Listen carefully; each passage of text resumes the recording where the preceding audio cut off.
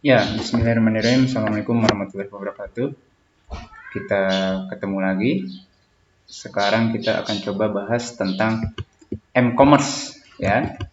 Namun sebelum melanjutkan, jika berkenan mohon menekan tombol subscribe, like, dan share ya. Semoga bermanfaat untuk semuanya.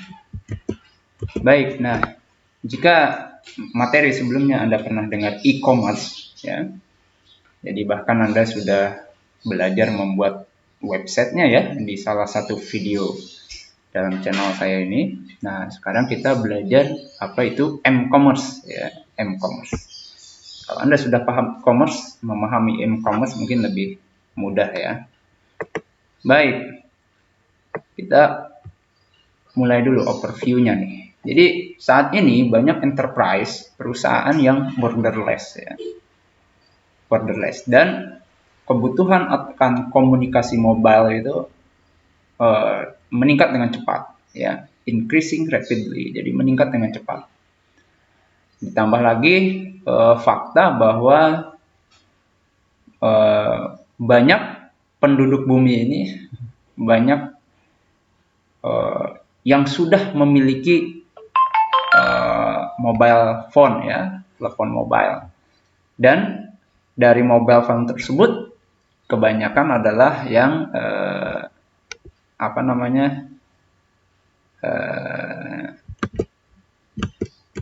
yang smartphone ya. Kebanyakan adalah berupa smartphone. Nah, kalau berupa smartphone tentu saja banyak fitur yang dapat mendukung terselenggaranya bahasan kita ini, yaitu m-commerce. Jadi kebutuhan akan mobil komunikasi meningkat, lalu sudah banyak yang memiliki smartphone ya, mobile phone yang smartphone. Baik, nah ini adalah dua di antara driver ya, pendorong berkembangnya m-commerce. Nah, jadi sekaligus kita kasih tahu nih, m-commerce itu adalah mobile commerce ya. Jadi m-commerce itu adalah mobile commerce. Ya. Kebanyakan orang kadang sebut juga dengan m-business ya.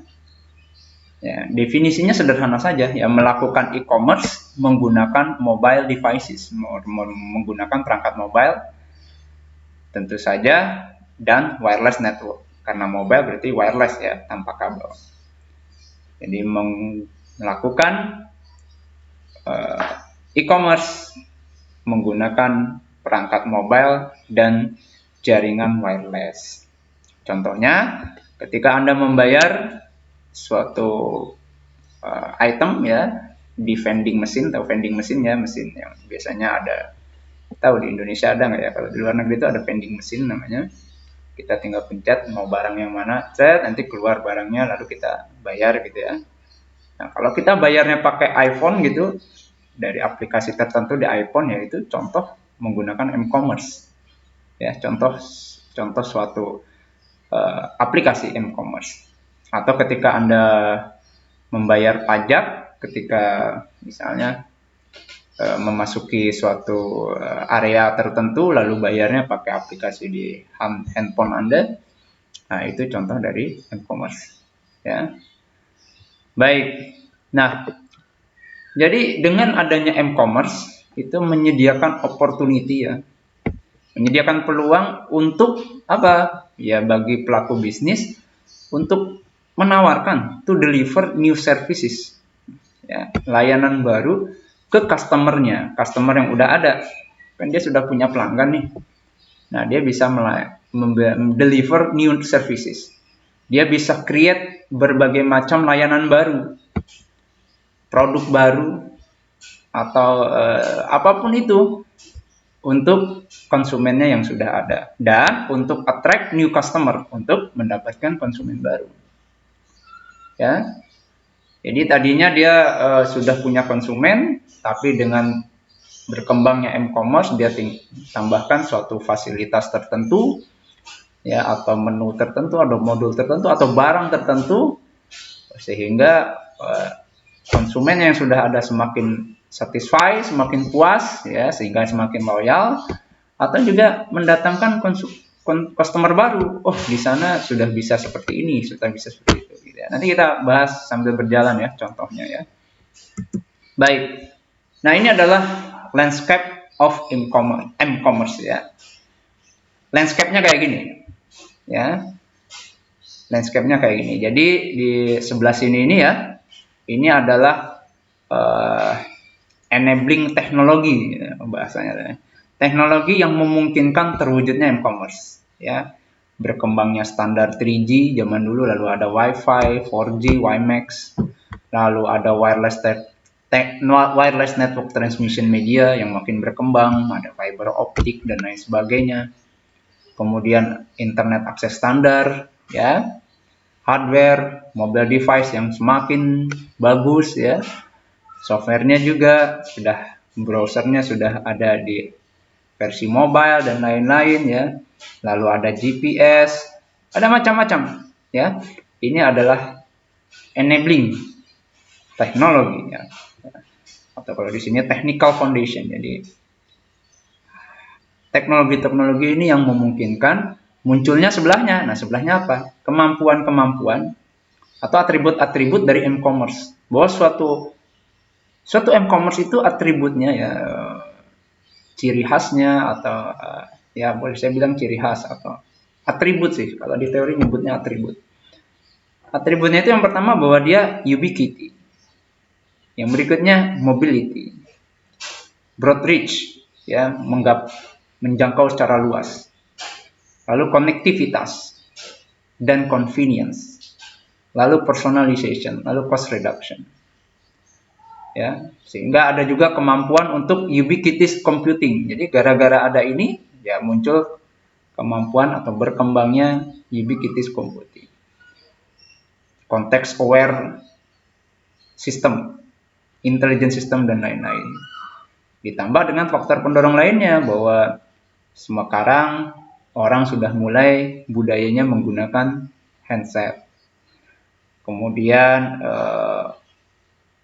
cost performance-nya, rasionya sudah lebih baik, performance sudah makin bagus, teknologi semakin berkembang, vendor juga semakin banyak, nge-push terus gitu ya, promosi terus, barang baru dan munculnya mobile selling. Nah, ini adalah kapabilitas dan atribut yang muncul gara-gara sebelahnya ini.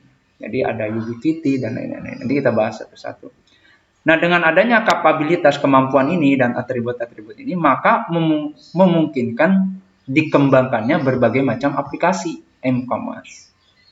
Berbagai macam aplikasi m-commerce. Ya, misalnya ada smart car, ada smart home, ada smart city, ada di hospital, ada di perusahaan, berbagai macam aplikasi.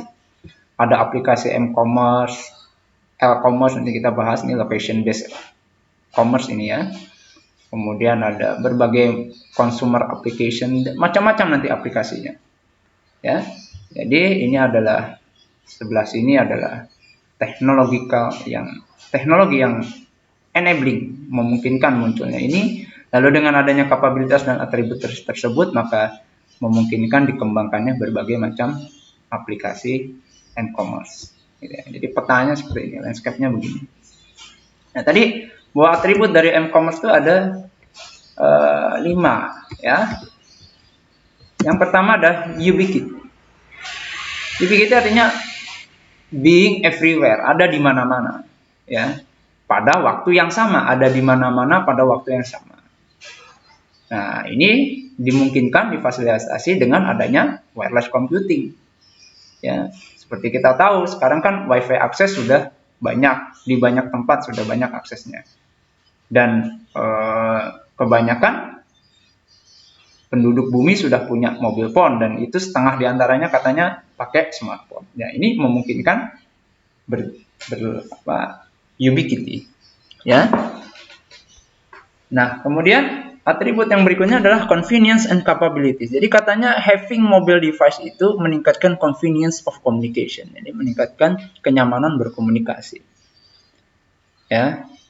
Apalagi mobile devices sekarang fungsionality-nya dan usability-nya ya, fungsinya dan kemudahan penggunaannya itu semakin meningkat. Ditambah juga ukurannya yang semakin kecil dan biayanya yang affordable, ya, semakin terjangkau. Nah, ini atribut m-commerce berikutnya. Nah, kemudian atribut berikutnya adalah interaktivitas. Jadi mobile system memungkinkan interaksi itu lebih cepat dan mudah. Ya. Lalu personalization. Mobile devices itu sifatnya benar-benar personal. Kenapa? Karena biasanya gadget itu ya, smartphone itu ya, kalau milik Anda ya Anda aja yang pakai. Jarang kan Anda pinjemin gitu ya. Berbagi pakai itu jarang. Tapi kalau PC, komputer desktop, PC, padahal namanya personal komputer. Tapi sesungguhnya di lapangan gimana? Kadang-kadang kan orang berbagi pakai komputer kan, share ya. Share komputer. Tapi kalau ini benar-benar personal. Dan atribut yang berikutnya adalah localization. Jadi artinya bahwa dengan berbagai teknologi tadi memungkinkan adanya atribut localization, ya. Localization itu knowing where a user is physically located. Baik. Nah, jadi localization itu artinya knowing where a user is physically located in real time. Jadi bisa mengetahui seorang pengguna itu secara fisik lokasinya sedang di mana saat ini, secara real time saat ini ada di mana, sehingga memungkinkan menyediakan peluang bahwa pelaku bisnis ya, pelaku commerce ini bisa offer ya, menawarkan berbagai macam advertisement, kupon atau service lainnya yang relevan untuk dia ya. Ya. Nah, service atau layanan semacam ini namanya location based m-commerce ya. Nanti kita akan belajar tentang ini. Nah, ini adalah 5 atribut dari m-commerce: ubiquity, convenience and capabilities, interaktivitas, personalization, dan localization. Nah, kemudian semua atribut tadi adalah driver atau pendorong berkembangnya mobile commerce. Selain atribut tadi ada bahwa ada banyak keuntungan dari berkembangnya mobile ya, mobile computing. Karena berbagai keuntungan itu maka mobile commerce semakin berkembang. Lalu device yang semakin powerful, lalu budaya tadi sudah saya singgung di depan kan ya, bahwa sudah ada budaya penggunaan handset saat ini. Jadi orang lebih banyak pakai telepon genggam kan, kebanyakan. Saya tahu Anda bangun tidur yang pertama Anda pegang, saya yakin pasti HP-nya dulu. Ya. Ya kebanyakan ya, mungkin ada juga yang tidak, tapi kebanyakan seperti itu. Penggunanya sudah sekitar 6 miliar orang gitu ya. Lalu sudah sekarang tuh service oriented economy, ya orientasinya layanan, berbagai macam aplikasi sudah banyak di perangkat mobile gitu ya. Vendor push, ya vendor makin banyak dan mengembangkan berbagai teknologi ya. Kemudian banyak lingkungan kerja yang sudah menuntut mobile gitu ya. Bandwidth juga semakin mendukung ya. Dan rasio antara harga dengan performance juga semakin bagus ya. Dengan harga sekian, performance yang didapat juga sudah mencapai atau mungkin melebihi ekspektasi. Nah, ini beberapa driver pendorong dari m-commerce. Atribut-atributnya tadi bahwa mobile itu memungkinkan ubiquity, convenience, interactivity, personalization, dan localization. Lalu hal-hal lain juga mendorong berkembangnya mobile commerce. Baik, nah kemudian tadi kan karena adanya yang di tengah ini, berbagai kapabilitas, atribut, dan lain-lain ini kan memungkinkan dibuatnya berbagai macam aplikasi m-commerce. Nah, sebenarnya pembuatan aplikasi m-commerce ini tentu saja berdasarkan banyak hal ya. Utamanya ada 2 sih, kebutuhan bisnis dan kebutuhan konsumen. Jadi karena ada berkembangnya mobile teknologi, adanya atribut dan capabilities tadi, maka mulai pelaku bisnis di bawah dulu nih. Mulai konsumen kan ada consumer needs ya, konsumen pingin entertainment yang mobile. Kemudian mendukung dia dalam transportasi, edukasi dan lain-lain.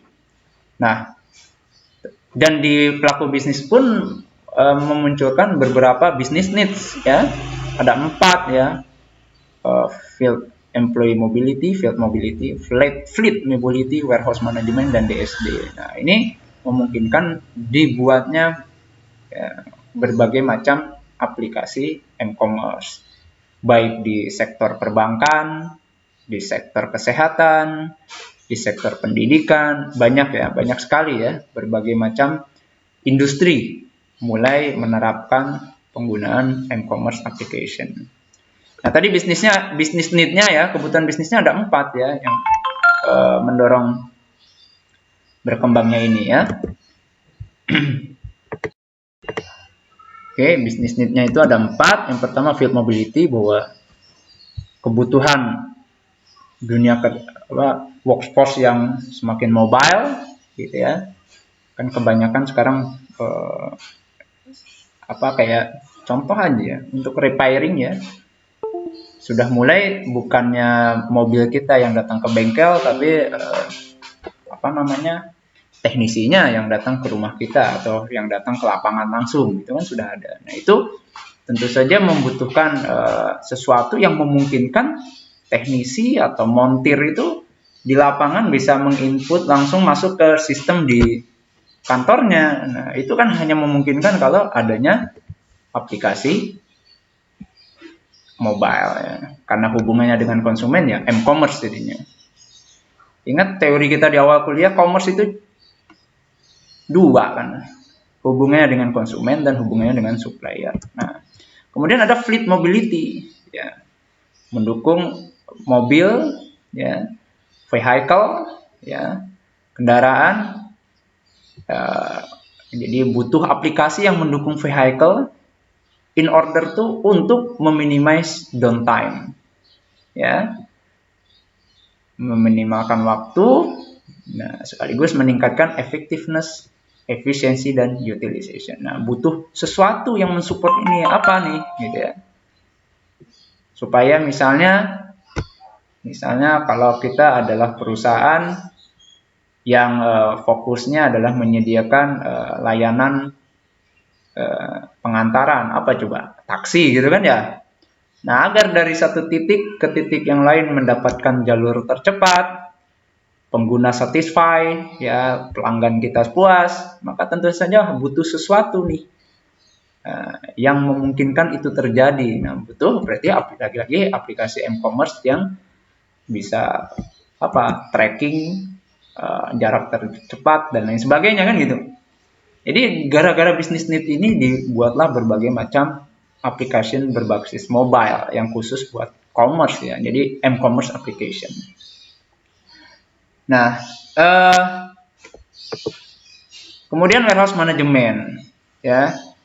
Kebutuhan sesuatu yang dapat meningkatkan berbagai kegiatan di gudang gitu ya.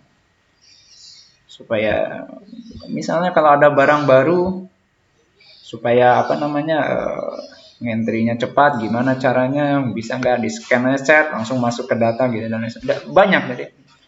Lalu ada DSD ya, DSD route accounting, direct store delivery route accounting. Ini kebutuhan bahwa karena meningkatnya ini pre-delivery activities. Jadi kadang-kala kan kita ada nggak membutuhkan sesuatu untuk menginformasikan kepada pelanggan kita bahwa jadi misalnya gini nih, texting information ya, mengirim informasi tentang pengiriman baru ke shipper ya, pengiriman baru ke receiver, ke penerima oleh pengirim. Jadi ini sudah dikirim, ini mau dikirim, ini sudah tiba, dan lain sebagainya. Nah, untuk menyampaikan informasi tersebut remotely dari jauh dengan cepat ya tentu saja butuh application mobile. Nah, ini business need yang membuat menyebabkan dibuatnya berbagai macam aplikasi itu. Ya tentu saja ada yang lain, cuma kalau dari teori ini ada 4. Dan tentu saja consumer need, konsumen semakin selektif, dia ingin sesuatu yang mudah diakses, edukasi mudah diakses di mana-mana dan lain-lain. Maka dibuat juga berbagai macam aplikasi mobile. Baik, tadi drivernya, yang menyebabkan mobile commerce berkembang selain atribut lalu lain-lain ini juga ada benefit to all. Jadi, ternyata perkembangan mobil ini karena teridentifikasi banyak keuntungannya, maka mobile commerce semakin booming deh. Ya. Jadi, pertama keuntungan bagi organisasi bisnis maksudnya. Jadi dengan adanya mobile computing ini, ya, berbagai macam teknologi mobile itu yang diterapkan, ya, dibuat aplikasinya atau apa, itu increase sales, ya, meningkatkan penjualan. Ya, kenapa? Karena sekarang konsumennya lebih mudah ordernya, anywhere dan anytime. Kemudian bisa melakukan commerce yang location based, ya, sehingga meningkatkan sales. Tentu saja sales meningkat, revenue-nya, pendapatan meningkat. Ya, menyediakan additional channel untuk iklan, ya, atau mendistribusikan kupon voucher tertentu. Ya, untuk periklanan jadi ada channel baru nih sekarang di aplikasi mobile, gitu ya. Location based commerce ini nanti kita bahas, contohnya kalau ada calon, ya, masih calon atau target pembeli sudah dekat lokasi kita, lalu terdeteksi, otomatis kita kirim pesan bahwa di sini ada toko pisang goreng Budi, sangat enak, silahkan mampir, gitu kan, seperti itu. Nah, kemudian meningkatkan customer loyalty, ya, customer yang sudah ada, ini kan tadi dia bisa untuk, kita lihat di depan bahwa new services to existing customer, jadi existing customernya jadi semakin loyal, gitu ya. Nah, kemudian meningkatkan satisfaction, ya, kepuasan pelanggannya semakin meningkat. Itu keuntungan bagi organisasi. Nah, bagi customer atau individu gimana?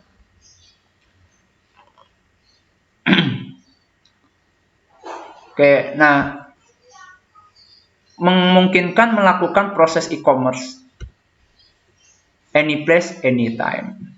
Ya, kalau sebelumnya mungkin, kalau ini kan lebih ke basisnya desktop base, ya.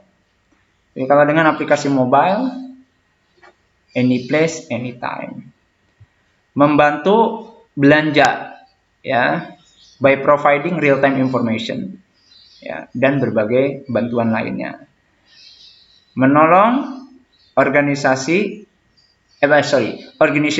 of and communication while traveling. Jadi kalau lagi customer atau individu jalan-jalan, dengan adanya aplikasi mobile lebih menolong. Misalnya kita lagi jalan, pengen tahu lokasi pom bensin terdekat, nah itu kan butuh teknologi mobile, ya, atau saya sedang berada di mana dan lain sebagainya. Mempercepat layanan perbankan, ya, transfer lebih cepat dan lain sebagainya. Menyediakan rich media entertainment anytime and anywhere. Anda dengerin radio sekarang dari HP saja, ya, aplikasi streaming lagu dan lain-lain. Memfasilitasi the finding of new friend, jelas. Provide a choice of mobile devices for transaction, ya. Jadi kalau misalnya mau ini bayarnya di mana, ternyata langsung ada alert di HP-nya, bayarnya di situ, spotnya silahkan di-scan, misalnya, lebih mudah. Mempercepat communication, jelas, ya. Increase affordability over the cost. Jadi meningkatkan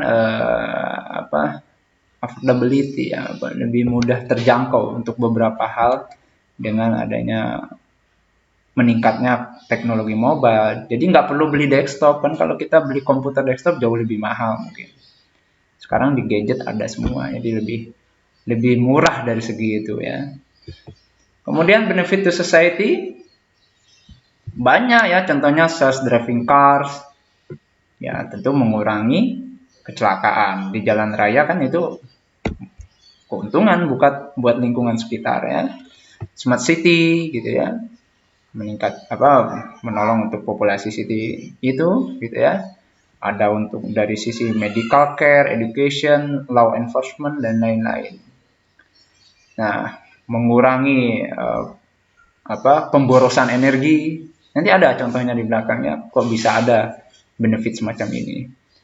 Mengurangi traffic jam misalnya.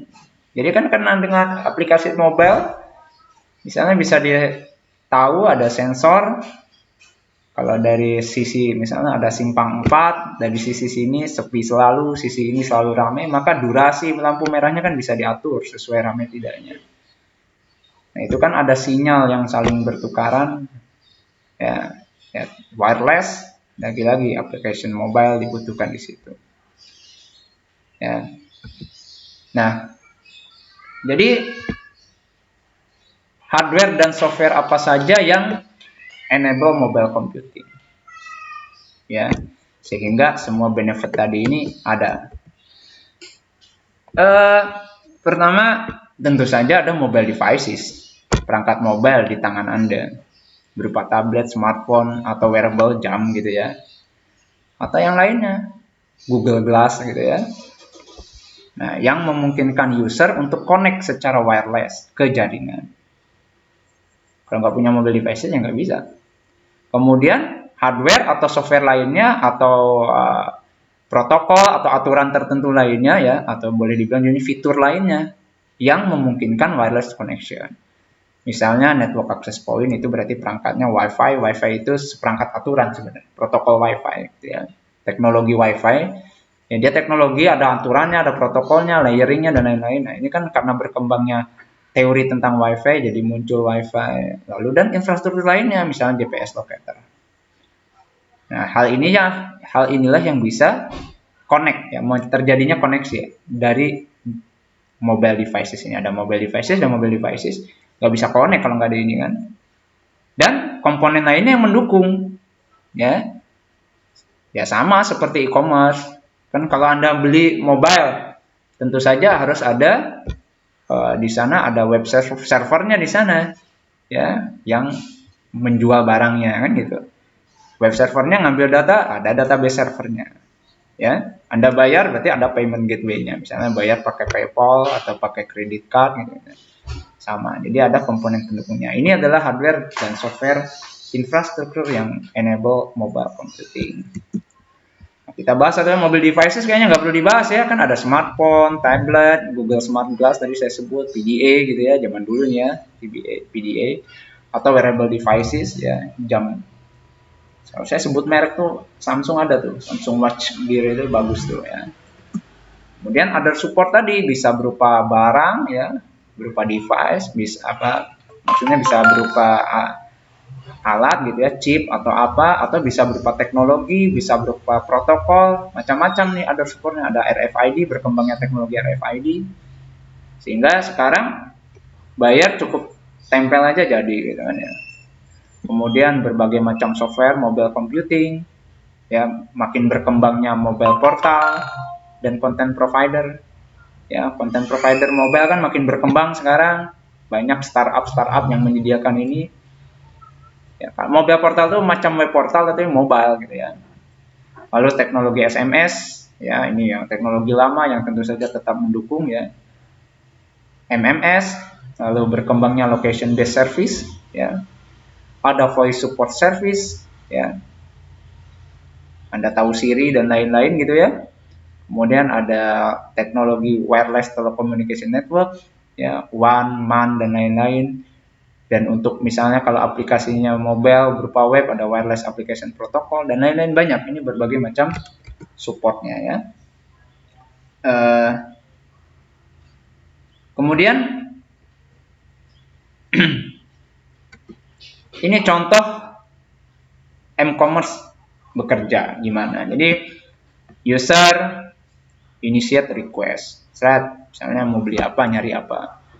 Dari gadgetnya tentu saja wireless ya, kan ini aplikasinya perangkat mobile secara wireless, nggak pakai kabel kan ke sini, secara wireless diterima oleh misalnya oleh ini ya, perangkat ini transmission tower, lalu dikirim ya ke yang menyediakan layanan untuk request itu, ya mungkin ini kan merequest layanan tertentu, ya sampailah di kota atau lokasi tempat si penyedia layanan, masuk dulu ke jaringan landline-nya ya, jaringan daratnya, sampai di servernya kemudian diolah.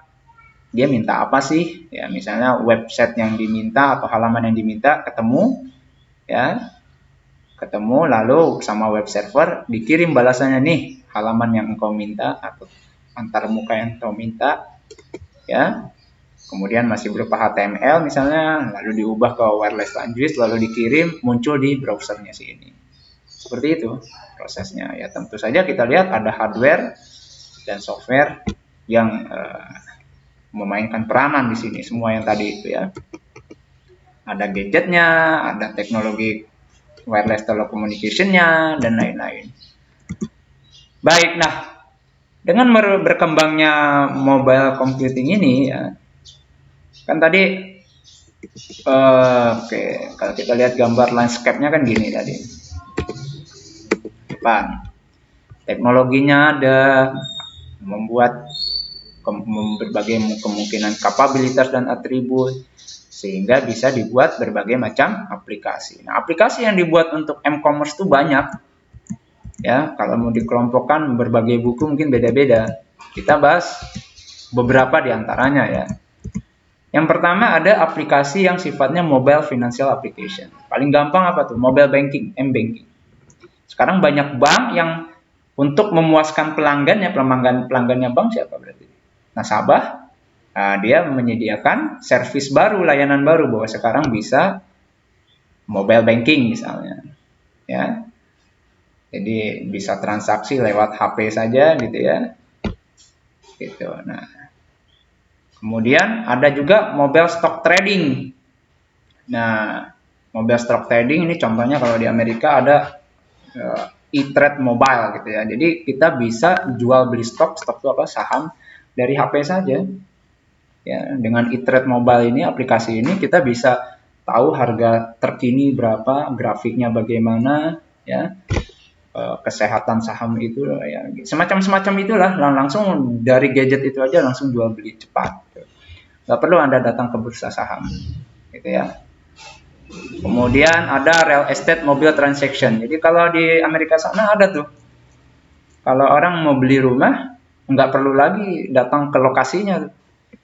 Mau lihat rumahnya kayak apa, langsung aja dibuka di aplikasi mobilenya. Ya, ini juga augmented reality berperan di sini. Jadi bisa ketahuan, Anda bisa jalan gitu ya, setelah masuk ke menu tertentu, lalu kelihatan rumahnya ini, lalu Anda tur jalan-jalan di dalam rumah itu. Kamarnya gimana, kamar mandinya gimana, lantai atasnya gimana. Lalu Anda bisa lakukan langkah berikutnya, mengkontak real estate manajemennya untuk beli atau gimana dan lain sebagainya. Nah, ini beberapa aplikasi yang m-commerce, tapi khususnya untuk mobile financial. Semuanya untuk commerce kan, untuk pelanggannya. M-banking memuaskan nasabahnya, stock trading jadi lebih mudah untuk jual beli ini orang. Real estate mobile transaction juga tadi mempermudah calon pembeli kita untuk melihat estate ya, real estate yang kita jual. Baik. Nah, kelompok aplikasi m-commerce berikutnya adalah mobile enterprise solution. Ini sebenarnya agak hati-hati ya sebenarnya. Yang dimaksud dengan mobile enterprise itu jadi gini. Jadi menurut Vitton et al. Di dalam bukunya Turban ini, jadi Turban mengacu ke sini, ke Vitton ini, bahwa kebanyakan enterprise mobile application itu masuk ke dalam yang namanya enterprise mobility atau mobile enterprise. Enterprise mobility ini terdiri dari people, orang, dan teknologi, ya, baik devices atau network, people, devices, dan networknya yang memungkinkan mobile computing application berjalan di dalam enterprise. Ya, berjalan di dalam enterprise.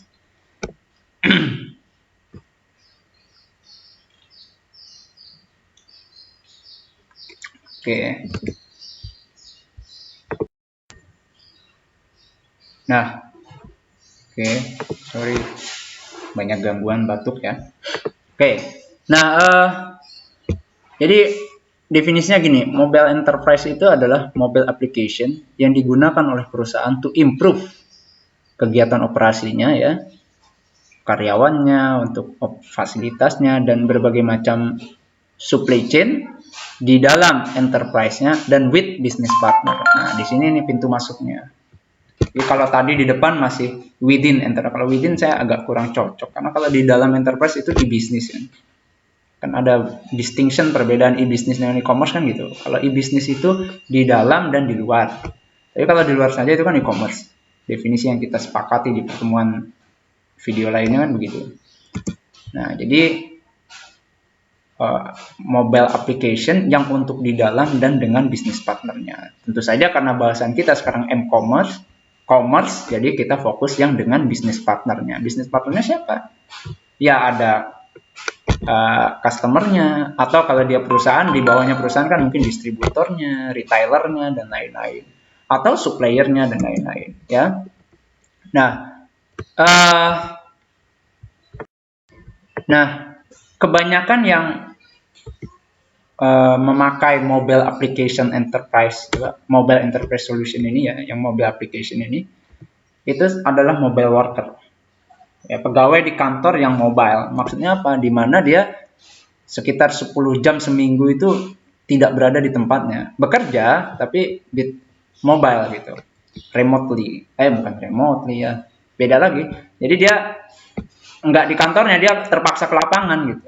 20%, 25% dari waktu office hour-nya itu ada di lapangan. Nah, ini sangat penting adanya aplikasi m-commerce yang enterprise ini, yang untuk enterprise ya.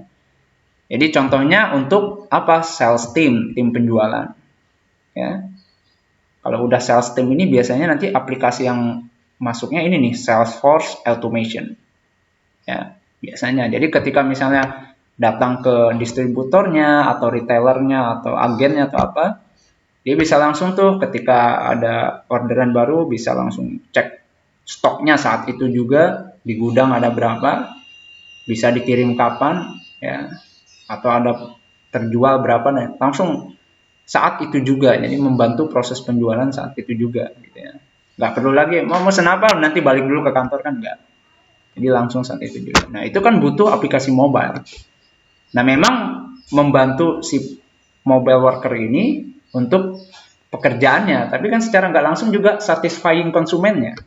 Konsumennya dalam hal ini siapa? Agennya atau pembelinya, itu kan jadi puas karena nanya saat itu, jawaban langsung ada saat itu. Gimana kalau saya pesan segini, ada nggak? Oh ada, gitu kan langsung.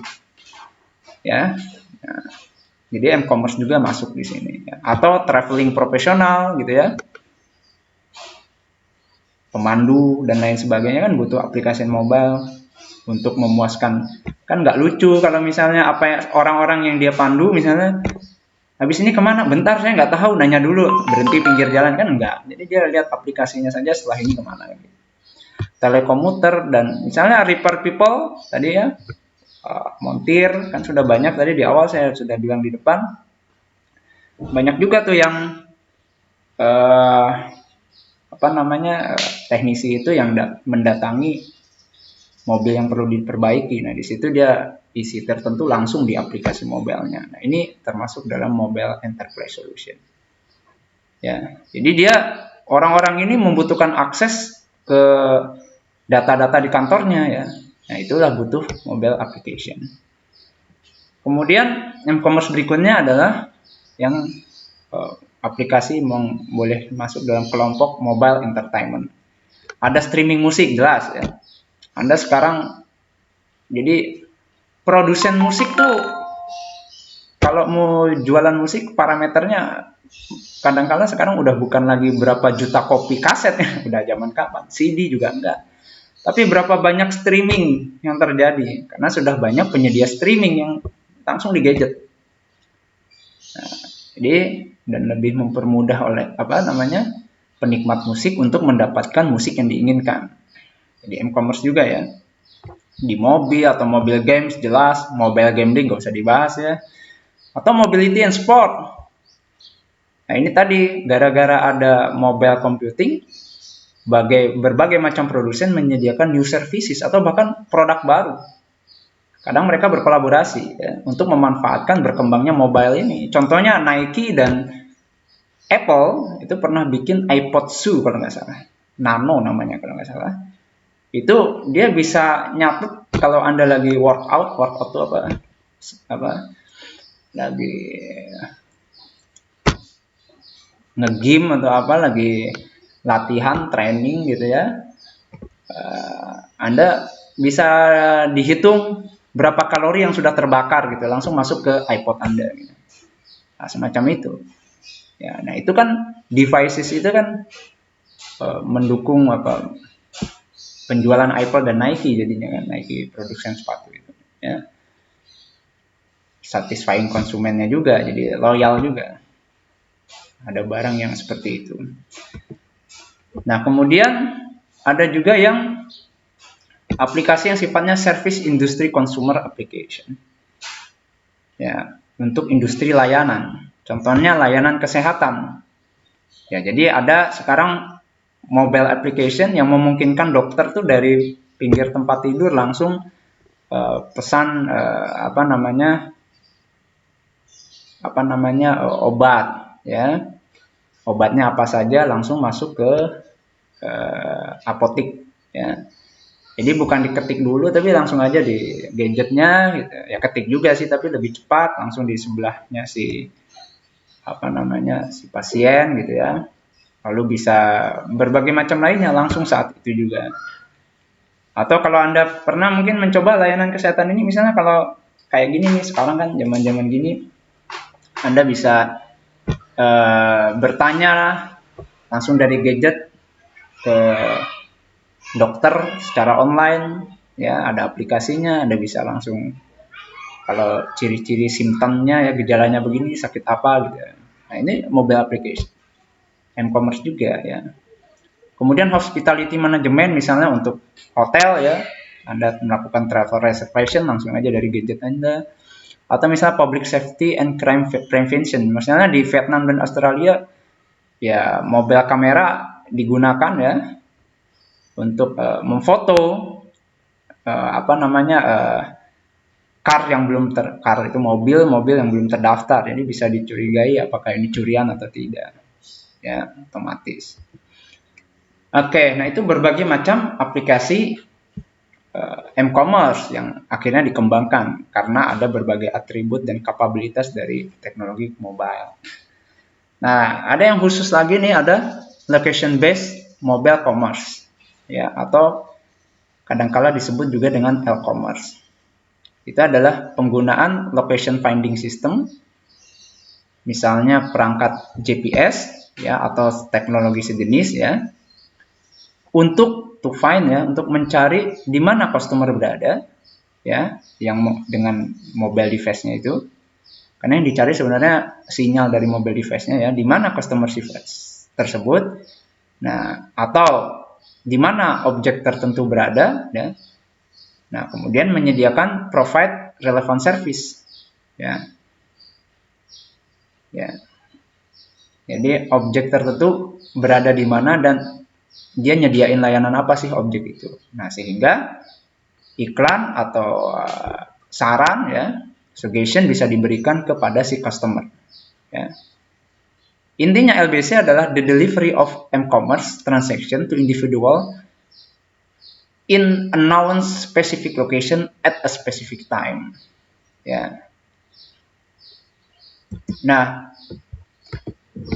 contoh mungkin enak langsung contoh dulu. E-commerce itu misalnya Anda nanya, Anda dari perjalanan jauh, lalu Anda ingin tahu pom bensin dekat sini di mana ya. Anda cari di situ, Anda lakukan query mencari pom bensin dari titik terdekat dari mobil Anda sedang berjalan ini di mana ya. Nah itu kan otomatis nanti muncul hasilnya suggestion, saran-saran pom bensin di sekitar situ, sini, yang mana saja yang buka ini dan seterusnya.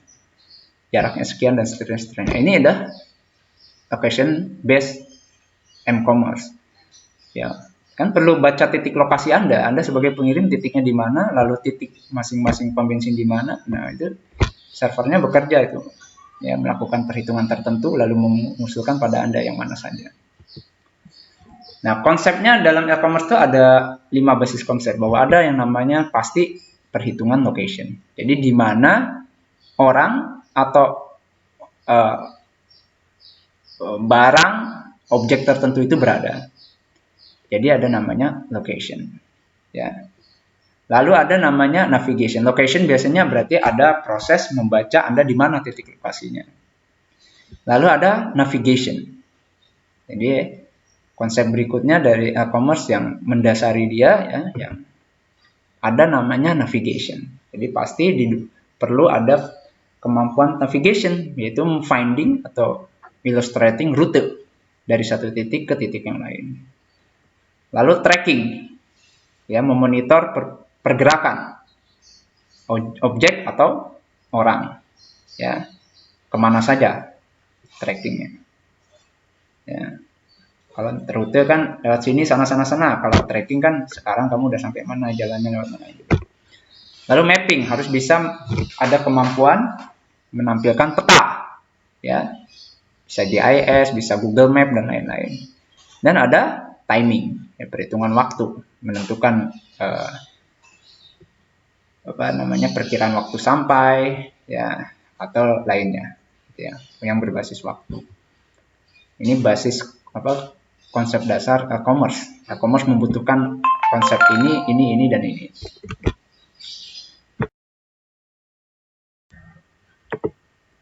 Oke. Nah, sekarang infrastruktur e-commerce. Karena tadi dia harus bisa cek location, berarti ada location finder komponen. Ya, GPS biasanya. Lalu ada mobile positioning center. Ya, biasanya server yang mengelola informasi lokasi yang diterima dari finder, dari location finder, dari GPS kan ngirim informasi lokasi. Nah, biasanya ditangkap sama mobile positioning center untuk diolah. Ya, lalu ada usernya bisa person atau mobilnya, ya, vehicle gitu ya. Lalu ada mobile devices-nya, tentu saja harus ada perangkatnya yang bisa mendukung proses memberi informasi lokasi, ya, GPS biasanya, atau yang lainnya, pokoknya bisa menentukan posisi. Dan ada mobile communication network, tentu saja kan ini mereka saling berkomunikasi, membutuhkan mobile communication network. Nah, lalu ada service or application provider, yaitu penyedia layanan yang bertanggung jawab untuk melayani user request, ya.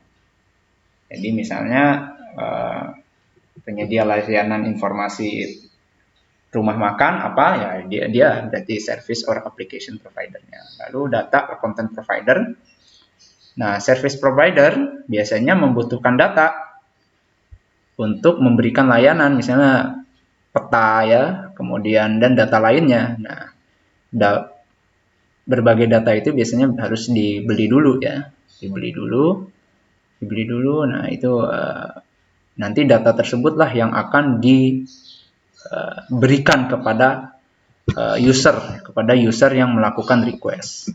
Misalnya minta lokasi rumah makan, maka service provider kan harus punya data rumah makan di mana saja, harganya dan lain-lain. Nah, dia kan butuh data itu. Nah, kadang-kala bukan dia sendiri yang punya datanya, dia beli lagi ke data atau content provider. Dan lalu butuh infrastruktur GIS, ya, sistem GIS-nya. Dan ada juga aplikasi option in ini maksudnya kalau di Amerika dan beberapa negara lainnya, location based commerce ini hanya bisa digunakan oleh orang yang ngasih permisi gitu. Jadi nggak sembarang orang. Jadi nggak sembarang penyedia layanan bisa melakukan atau memanfaatkan LBC atau location based commerce.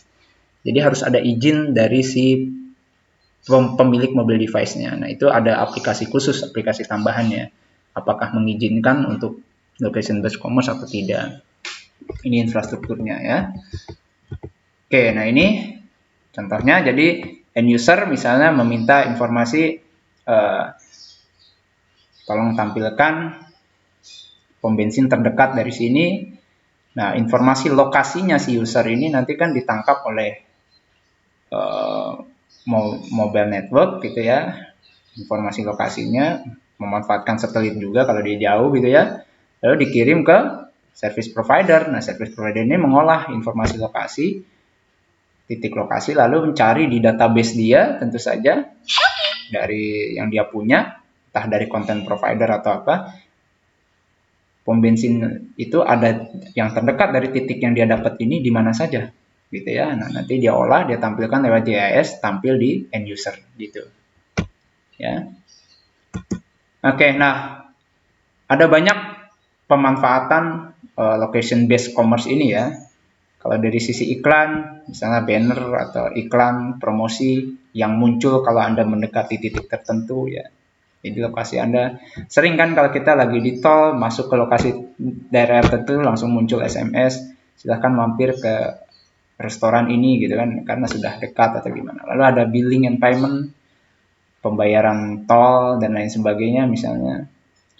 Kemudian dan ada emergency call atau automotive assistant ya, kalau mobil Anda rusak, tinggal pencet tombol tertentu maka datang misalnya dari asuransi Anda. Nah, tentu saja ini butuh lokasi kan.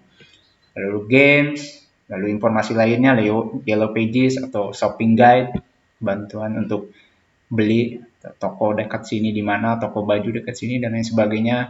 Leisure and travel gitu ya, manajemen, navigation dan tracking gitu ya, product tracking misalnya dan lain sebagainya. Jadi banyak aplikasinya. Nah, tapi meskipun dia begitu menjanjikan, ada hambatannya ya dari LBC ini atau location based e-commerce itu. Yang pertama bahwa saat buku ini dibuat sebenarnya tahun 2014 itu hanya 35% dari mobile phone yang sudah terinstall atau yang sudah ada GPS-nya. Gitu ya. Nggak tahu kalau sekarang saya bikin video ini 2020 mungkin udah berkembang, tapi kayaknya nggak semua juga punya GPS di HP-nya gitu ya. Kemudian perangkatnya kadang akurasinya kurang bagus ya. Jadi biasanya kalau GPS yang mahal itu akuratnya bisa 10 kaki ya. Tapi ada yang melesetnya 1500 kaki ada juga. Kemudian the cost benefit justification ini dari si pembelinya sih. Kadang-kadang kan kalau aktifkan GPS atau lokasi itu kan bayar paket datanya mungkin nambah gitu. Males lah, nggak ada gunanya juga misalnya. Oke, kemudian ada limited network bandwidth. Bandwidthnya kurang mendukung, apalagi kalau nampilkan peta misalnya. Lalu invasion of privacy. Banyak beberapa orang males karena dia nggak mau diketahui dia sedang di mana gitu. Privasi ini nggak usah, tahulah saya di mana gitu. Ini beberapa barrier ya dari berkembangnya LBC. Ya, meskipun tadi menjanjikan ada barrier juga. Nah, kemudian dengan adanya berkembangnya mobile computing juga, maka memungkinkan adanya ubiquitous computing atau pervasive computing. Ya, makna dari ubiquitous atau pervasive ini sebenarnya existing everywhere. Jadi ada di mana-mana, ada di mana-mana. Ya, ubiquitous computing atau ubicom ya, itu biasanya not visible. Tapi kalau pervasive biasanya visible. Ya, tapi kalau ubiquitous biasanya not visible. Ya, dimana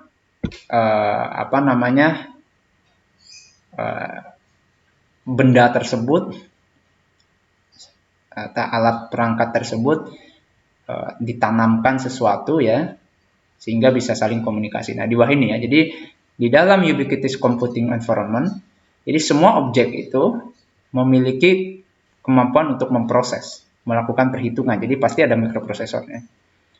Dan harus bisa terkoneksi dengan jaringan, baik secara wireless ataupun wireline, baik kabel ataupun tanpa kabel.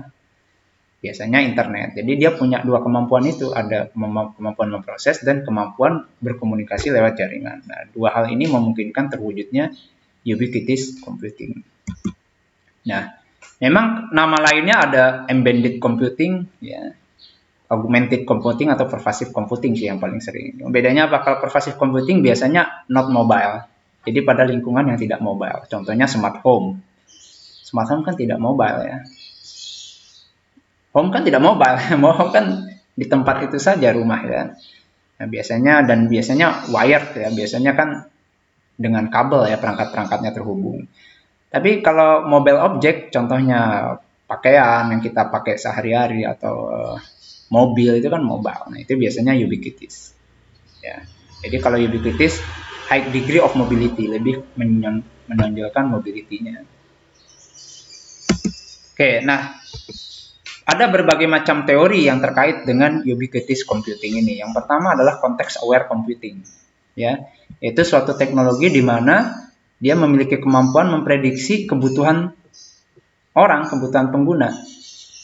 Nanti setelah diprediksi orang ini butuh ini, maka providing option, menyediakan opsi-opsi, saran baiknya ambil ini, ambil itu. Nah, sistem ini tentu saja harus dapat data gitu, data tentang personnya, lokasinya, dan preferensinya ya. Selama ini orang ini maunya apa, selama ini orangnya mau apa gitu ya. Nah, nanti dia bisa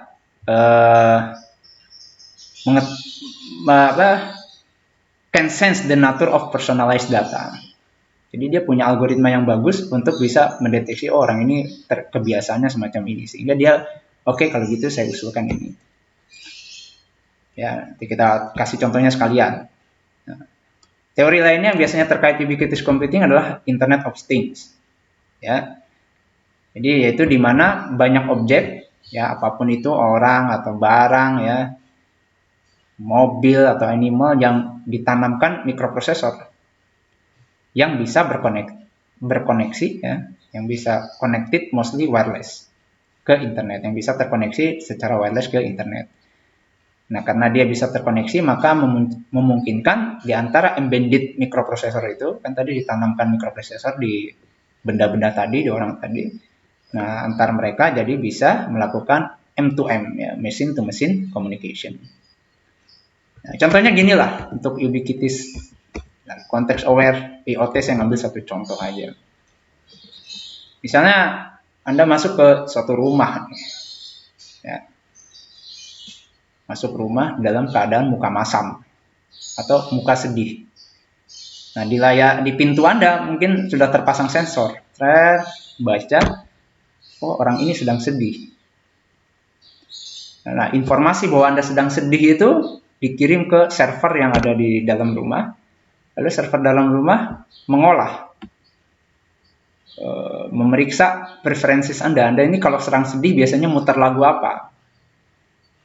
Nah, maka otomatis, misalnya ketemu, oh biasanya dia muter lagu ini, lagu X, penyanyinya Y.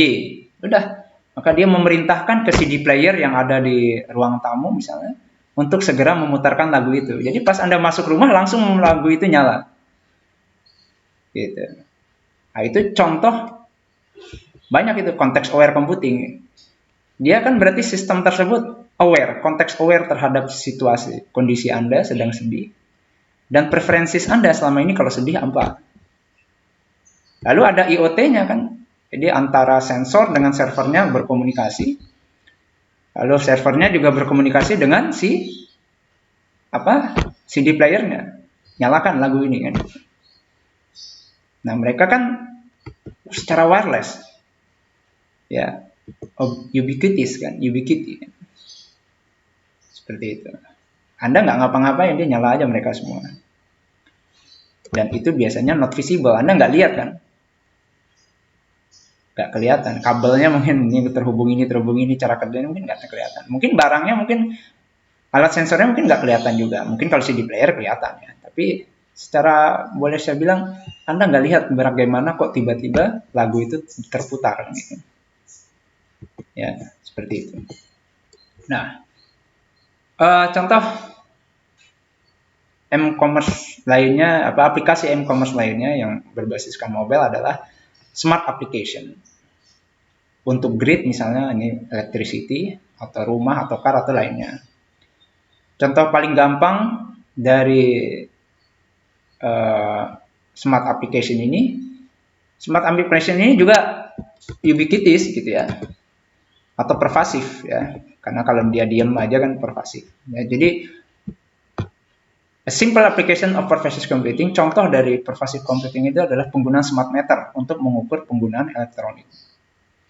Jadi sudah terpakai berapa sekarang listriknya, nah, dikirim otomatis langsung ke pusat, ke perusahaan listriknya ya. Jadi nggak ada lagi perlu datang host to host untuk baca meteran listrik. Nah, ini smart meter. Tentu aja ada teknologi mobile ya. Ya, ini kan membantu proses commerce dengan pelanggan listrik ya. Atau misalnya smart grid ya, kalau di Amerika menurut smartgrid.gov gitu ya. Itu adalah smart grid adalah electricity network yang dikelola dengan memanfaatkan digital teknologi. Jadi dia bisa tahu ya. Ya seperti internet, ada kontrolnya, ada komputer, automation dan lain-lain. Intinya nanti electrical grid-nya itu bisa respon secara cepat berdasarkan perubahan permintaan listrik.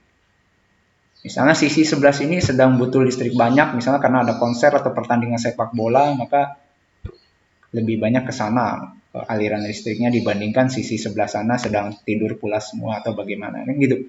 Jadi smart grid. Kemudian ada smart home, tadi sudah ya. Atau kalau tadi contohnya itu yang context aware, kalau ini yang sederhana, ini smart home juga. Jadi dari aplikasi Anda yang terinstall di handphone, Anda bisa nyalakan lampu, nyalakan AC, matikan AC, nyalakan mesin cuci dari HP saja gitu ya.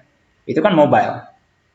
Ya, Anda sebagai konsumen puas, satisfied dengan adanya hal semacam itu ya. Jadi ketika Anda beli produk yang memiliki kemampuan itu kan tentu saja Anda jadi senang. Ini e-commerce-nya di situ. Nah, kemudian banyak hal lainnya yang sudah berkembang ya untuk e-commerce ini. Ya, beberapa topik yang sedang berkembang, misalnya ada wearable computing device yang dipakai. Contohnya Samsung Watch itu kan, di jam itu kan, di pergelangan tangan ya, itu bisa dimanfaatkan untuk banyak hal tuh. Dan bisa banyak services yang ditawarkan di situ. Bisa banyak produsen yang bermain ya, produsen layanan dan lain-lain. Dan Anda sebagai konsumen sangat dimanjakan. Lalu ada Google Glass. Ini sangat mendukung misalnya untuk multitasking. Misalnya kalau petugas asuransi misalnya datang ke lokasi sambil ngecek seperti apa kerusakannya, damage-nya, otomatis dia langsung ngecek di gelasnya, di kacamatanya, ini biaya berapa gitu, langsung cepat, sehingga konsumennya puas, oh jadi sekian gitu. Misalnya minta ganti sama yang nabraknya langsung sekian gitu, jadi nggak perlu datang dulu ke kantor asuransi, hitung kan lama lagi. Atau smart city ya, smart city ini banyak sekarang, sedang booming banget smart city. Kalau saya ambil contoh misalnya kalau di Spanyol itu ada di Zaragoza, itu setiap penduduknya bisa punya semacam citizen card gitu ya, kartu yang bisa dipakai untuk ngaktifin sepeda gitu ya. Di sana sepeda bisa pinjam pakai gitu ya, masuk ke perpustakaan gitu ya, dan macam-macam gitu ya. Tentu saja itu topik yang sedang berkembang dan semuanya berbasiskan mobile ya. Baik. Nah, tapi meskipun demikian, tentu saja e-commerce punya beberapa isu yang harus diperhatikan. Ada isu security dan privacy. Ya. Ini berbagai macam isu yang terkait dengan e-commerce. Yang pertama bahwa insufficient bandwidth. Ya, kadangkala bandwidth belum mencukupi, terutama di negara-negara tertentu ya. Negara-negara yang developing country atau di bawahnya mungkin bandwidthnya belum bagus. Ya. Jadi supaya benar-benar didukung semua fungsi dari aplikasi tersebut, kadang-kala butuh bandwidth besar dan ini masih menjadi hambatan. Kalau di developed country, negara maju sih udah nggak masalah, cuma di beberapa negara berkembang, apalagi di pelosoknya itu susah. Lalu belum adanya standar universal, ya. Standar universal kalau untuk pertukaran informasi kesehatan gimana, jadi masih belum ada standar yang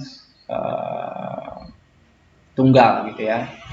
Sehingga kalau beda aplikasi, beda standar lagi, kadang harus beda alat gitu ya. Lalu power consumption, karena dia mobile, maka isu power penting, kan dibawa kemana-mana, nggak nyolok ya, nggak nyolok dicolokan gitu ya. Kalau baterainya cepat habis gimana? Ya layanan aplikasi mobilnya, mobil commerce-nya nggak bisa berjalan dong. Jadi isu power ya. Kemudian transmission interference, karena dia menggunakan wireless telecommunication network, namanya wireless tanpa kabel, maka kadangkala ada interferensi. Apalagi kalau terennya gitu ya, atau cuaca sedang buruk. Teren itu misalnya apa, antar mukanya ada kehalang gunung atau kehalang gedung tinggi gitu ya, atau cuacanya sedang mendung, dan ini kadang kan merusak sinyal, akhirnya layanan tidak bisa terjangkau oleh konsumen kita gitu ya. Nah ini masih jadi isu ya. Kemudian ada GPS akurasi, terutama kalau dia yang berbasiskan LBC tadi, location based e-commerce, location based e-commerce ya. Kemudian potensial head hazard, karena katanya perangkat mobile bisa memberikan radiasi tertentu ya, berupa gelombang radio atau gelombang apa yang bisa merusak kesehatan, dan ini masih menjadi isu yang berbagai macam sindrom kesehatan bisa disebabkan dengan penggunaan perangkat mobile yang intensif ya. Kita banyak juga baca kan, kalau anak-anak sering main game mobile maka gimana dan lain sebagainya. Lalu human computer interface, gimana menciptakan human computer interface yang nyaman buat semua. Bagi orang muda, anak gaul gitu ya, generasi milenial gampang sekali menggunakan handheld ya, gadget itu mudah sekali. Tapi bagi yang elderly gitu, orang-orang yang sudah tua, kadang apalagi dengan masalah penglihatan, lihat monitor yang kecil, tombol yang kecil tuh males juga gitu ya. Akhirnya nggak bermanfaat juga. Jadi isunya penting juga, apalagi kalau kita bikin aplikasi m-commerce yang targetnya pangsa pasarnya adalah orang-orang yang sudah berumur, nah tentu saja harus strategi tertentu ya. Kemudian kompleksitasnya ya. Jadi banyak beberapa add-on ya atau fitur yang membutuhkan perangkat tertentu yang kadangkala susah digunakan gitu ya. Kompleks, masih susah digunakan. Atau misalnya teknologinya masih kompleks ya. Nah ini beberapa isu terkait m-commerce. Ini sumber bacaan yang bisa Anda baca, yang saya pakai untuk materi kuliah ini. Nah gimana, sudah paham ya m-commerce? Jadi Anda sekarang bisa jadi bahan pertimbangan Anda untuk bisnis Anda. Banyak aplikasi yang berbasiskan mobile yang bisa Anda manfaatkan untuk satisfying konsumen Anda atau to attract new konsumen ya, dan itu bisa jadi bahan pertimbangan bisnis Anda. Oke, jika ada pertanyaan silahkan ditanyakan di channel ini, semoga bermanfaat. Saya rasa sekian. Assalamualaikum warahmatullahi wabarakatuh.